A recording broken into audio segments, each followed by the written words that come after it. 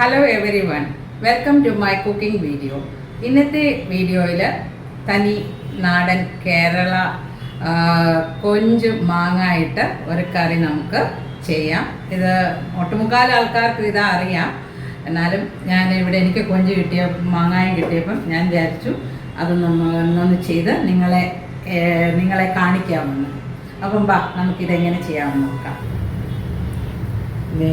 ഒരു ചട്ടിയിലേക്ക് ഒരു 3 ടേബിൾ സ്പൂൺ കോക്കനട്ട് ഓയിലാണ് ഒഴിച്ചിരിക്കുന്നത്.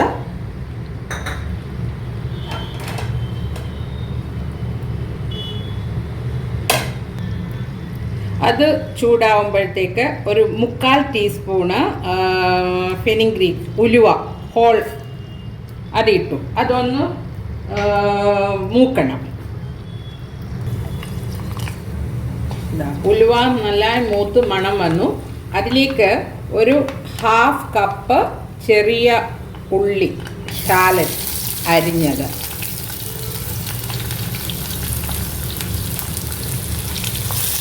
അതൊന്ന് ഒത്തിരി ബ്രൗൺ ആക്കണ്ട, എന്നാൽ അത് നന്നായിട്ട് വഴലണം. ഇത് ഒരു വഴന്ന് തുടങ്ങിയിട്ടുണ്ട്. അതിലേക്ക് ഒരു 2 ടേബിൾ സ്പൂണ് ജിഞ്ചർ അരിഞ്ഞത്, അതോടൊപ്പം തന്നെ ഒരു ടേബിൾ സ്പൂണ് ഗാർലിക് വെളുത്തുള്ളി. ഇനി ഇത് നിങ്ങളുടെ കയ്യിൽ പേസ്റ്റ് ഉണ്ടെങ്കിൽ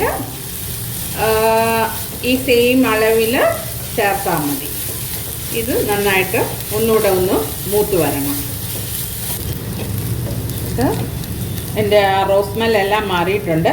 അതിലേക്ക് 2 തണ്ട് കറി ലീഫ് ഇട്ടു. അതോടൊപ്പം തന്നെ ഒരു 4-5 വരെ പോകാം, എരിവിൻ്റെ അനുസരിച്ച് ഗ്രീൻ ചില്ലി പച്ചമുളക് ചേർക്കുക. തീ ഒന്ന് കുറച്ച ശേഷം അതിലേക്ക് ഒരു 1 ടേബിൾ സ്പൂണ് മുളക് പൊടി, ഞാനിവിടെ 1/2 കാശ്മീരി ചില്ലി 1/2 നോർമൽ മുളക് പൊടിയാണ് ചേർത്ത്. ഇത് നിങ്ങളുടെ ഇഷ്ടം, എരിവ് അനുസരിച്ച് എന്താണെന്ന് വെച്ചാൽ ചേർക്കാം. 1 ടേബിൾ സ്പൂണ്. അതോടൊപ്പം തന്നെ ഒരു 1/2 ടേബിൾ സ്പൂൺ മഞ്ഞൾപ്പൊടി, ടർമറിക് പൗഡർ, അത് ചേർക്കുന്നു. ഒന്ന് പച്ച ഈ റോസ്മെൽ ഒന്ന് മാറുന്നവരെ ഒന്ന് ചൂടാക്കുക. ഇതിൻ്റെ റോസ്മെൽ മാറിയിട്ടുണ്ട്. അതിലേക്ക് ഞാനിവിടെ 1/2 കിലോ പ്രോണാണ് എടുത്തേക്കുന്നത്. അത് ആഡ് ചെയ്തു. ഈ മസാല ഇതുമായിട്ടൊന്ന് മിക്സ് ചെയ്യുക. അപ്പോൾ മാങ്ങ നമ്മളുടെ പുളി അനുസരിച്ച് 1/2 കപ്പ് മുതൽ 1 കപ്പ് വരെ, ഞാനിവിടെ ഒരു മീഡിയം സൈസ് വലിപ്പമുള്ളതായ മാങ്ങയാണ് എടുത്തത്. ഇവിടുത്തെ മാങ്ങയ്ക്ക് നല്ല പുളിയാണുള്ളത്. അതുകൊണ്ട് പിന്നെ പുളി ഇഷ്ടമുള്ളവർക്ക് അതനുസരിച്ച് അഡ്ജസ്റ്റ് ചെയ്ത് നിങ്ങൾ എടുക്കുക. അതിലേക്ക് ഞാനൊരു 1/2 ടേബിൾ സ്പൂൺ സോൾട്ട് കൂടെ ചേർക്കുന്നു.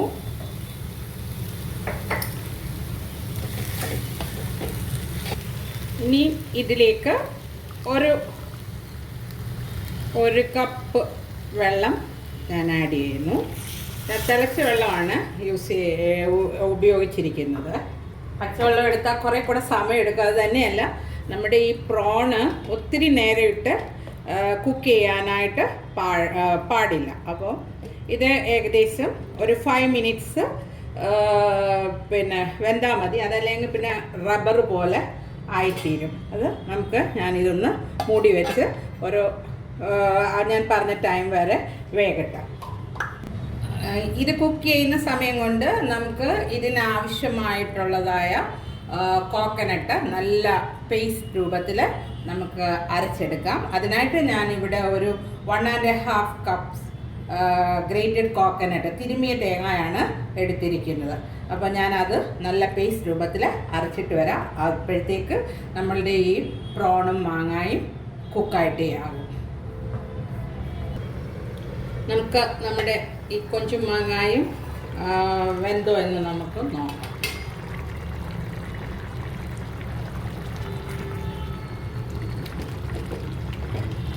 ആയിട്ടുണ്ട്. ഒത്തിരി നേരം എന്താ പ്രോൺ വേവിക്കരുത്. ഇത് വന്നിട്ടുണ്ട്. ഇനി ഇതിലേക്ക് ഞാൻ മുമ്പേ പറഞ്ഞ 1.5 കപ്പ് കോക്കനട്ട് നന്നായിട്ട് അരച്ചത് ഇതോടൊപ്പം ചേർക്കാണ്.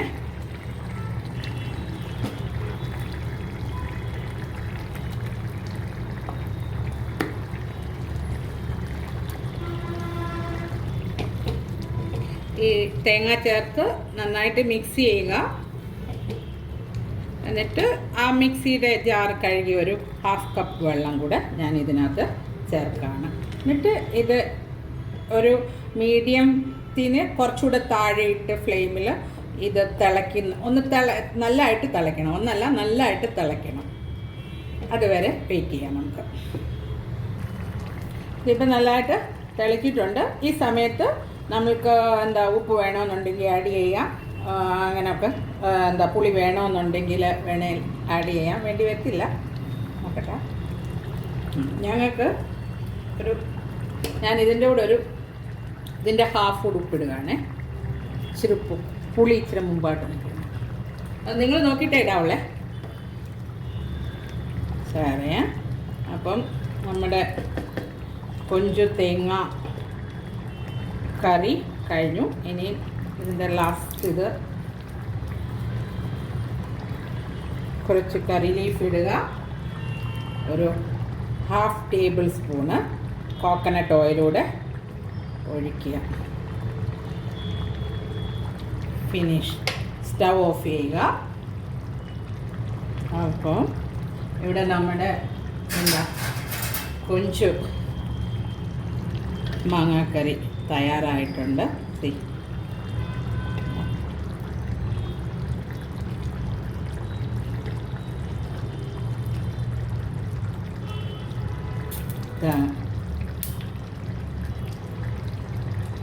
Okay, thank you. നിങ്ങളും ഇതുപോലെ ട്രൈ ചെയ്യുക. എന്താ പറയുന്നത്, ഇത് നമ്മുടെ ചോറിൻ്റെ കൂടെയും കഴിക്കാൻ നല്ല ഒരു ഡിഷാണ്. ഇതോടൊപ്പം എൻ്റെ കയ്യിൽ ഒരു ക്യാരറ്റിന് അല്ലെങ്കിൽ ബീട്രൂട്ട് അല്ലെങ്കിൽ ക്യാബേജ് ഇത് ഒരു തോരനും ഇതോടൊക്കെ ഉണ്ടെങ്കിൽ അതോടൊപ്പം എന്തെങ്കിലും ഒരു മെഴുക്ക് വരട്ടി വെണ്ടയ്ക്കായോ നല്ല ഖുഷിയായിട്ട് നമുക്ക് നമ്മുടെ ലഞ്ച് കഴിക്കാം. സോ നിങ്ങൾ ഇത് ട്രൈ ഔട്ട് ചെയ്ത് നിങ്ങളുടെ ഡിയർ വൺസുമായിട്ട് എൻജോയ് ചെയ്ത് കഴിക്കുക. ഓക്കെ,